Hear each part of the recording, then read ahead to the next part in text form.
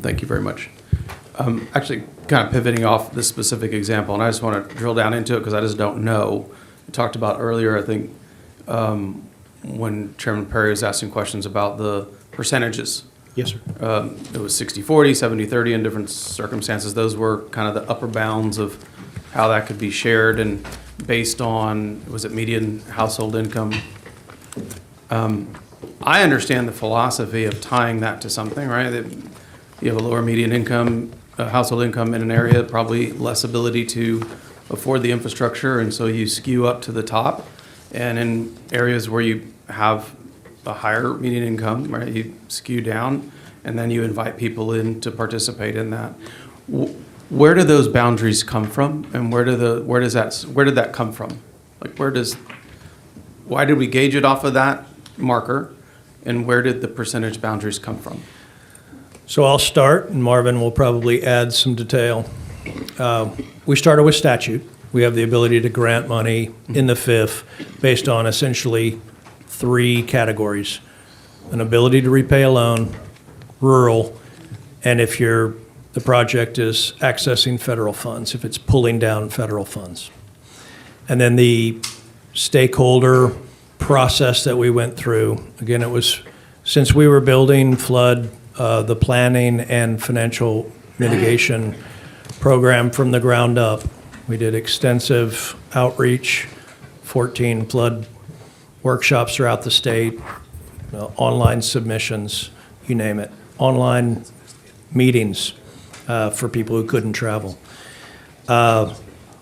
Looking at our other programs for that consistency element, the annual median household income was seen as kind of the basis upon which to build that kind of grant matrix, if you will, with additional grant eligibility if you're rural.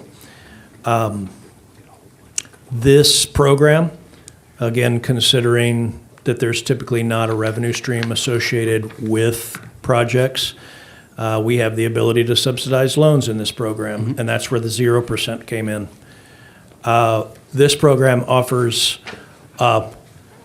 with respect to AMHI, typically in our programs, 75% AMHI is the cutoff. That's what we use as a benchmark to determine disadvantaged status. And if you're disadvantaged community, that's where you're going to start accessing grant money, principal forgiveness, what you can commonly refer to as free money. In this program, considering those other factors, again, a big driver was the lack of a revenue stream. That threshold was raised to 85%. And it's a kind of a tiered matrix at or below 85% AMHI, 30% grant, 75%, 40, 65, 50, 50, 60. And so it continues to kind of enhance the grant percentage based on, again, primarily ability to repay with an additional grant for rural or nature-based. Does that help? It does. It helps a lot, and I appreciate that because it's important, right? This is a construct in place that I think we can all sit here and go, makes sense. Makes sense, right? There's limited resources available. You're trying to gauge off of what locals are able to contribute. And so an application comes in, there's a matrix, you dump that data into the matrix, it comes back with 50,000, 950,000 on the 0% interest for 30 years. That's how it pops out. My question is it something that we need to reevaluate? And as you know, I mean, natural disasters know no income stream. I'm not saying it's not a philosophically sound way to do it. This is not a criticism. It makes sense to me. Yes, sir. In a lot of funding streams that we utilize, we look at LMI, we look at disadvantaged areas, we look at rural areas because of their ability to pay, and I think those are good metrics to use. But if we want to prioritize, because what I see, and I appreciate the presentation because I'm a visual learner, and so the maps were very helpful for me. And so understanding that you're data gathering, understanding what these zones are, and then that informs what types of projects can fill these areas, and that's where the funding mission comes in.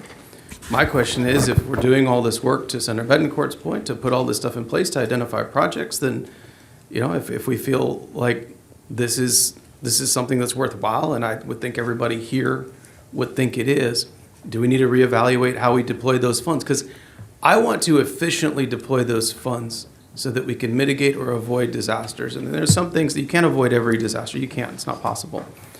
But we certainly can do better. And so this is not a critique of the system. This is a system that makes sense. But is this an opportunity for us to reevaluate how we do that? Now, that also probably creates an obligation to say, okay, well, we need to figure out how to increase that funding stream then. Absolutely. Because if you're let's shrink that gap between, if the grant's so small and the loan is, even though it's 30%, 30 years, 0%, which is pretty good as far as I'm concerned, is there a way to, let's figure out how to prioritize and push those numbers closer together, because then you're able to deploy in a county like Kerr. Maybe that's an invitation they accept because it looks different, because the matrix is different. We're looking at end results, but we got to look at where we put the data, where we input the data into. And again, like I said, not a critique. This is an opportunity for us to look at the systems we have in place. And if we have the power to unleash the potential of the state through these funding or the way we fund these projects, then I think that's a worthwhile part of this conversation. And so I think the mission that you all have is an important one, and you're piecing everything together, but ultimately we need to deploy the resources more effectively, more efficiently, and that's not a criticism of the agency. This is maybe just an opportunity for us to rethink how we do this and how we deploy. And so I'd invite that conversation too. As I stated to some of the folks on the last panel, I would like you to look at, I'll call it red tape or bureaucracy in terms of inefficiency in deploying funds out. Right? We have these projects, we have these ideas, we have these plans, and they are fantastic. And there are ways that we can do really well for some of these communities and partner with them. What are we doing to get in the way of you doing that more efficiently? And that's an answer that I think that would be great to have, not just in the next 30 days, but looking forward. Yes, sir. So thank you so much. I'd like to respond a little bit to your first comments. Not only can we do better, we will do better. The Water Development Board is very proud of the work that we do to support communities throughout the state in water, wastewater, and flood. We provide incentive capital. Unfortunately, we have a limited amount of capital. And so we work very hard to try to incentivize as many projects, the realization of as many projects. If we over-incentivize, we're going to run out of capital and only realize a few projects. And that is an iterative process to find what I'll commonly refer to as the sweet spot. But just like the recent events, the data that's collected that will enhance our modeling capability in the future, these lessons that we're learning now, only the second round of FIF will inform next rounds. So we will do better. And in fact, Chairwoman Stepney and Director Tanya Miller, we only have 2 board members right now. They've already charged us, looking ahead to the third round of FIF applications and getting money out.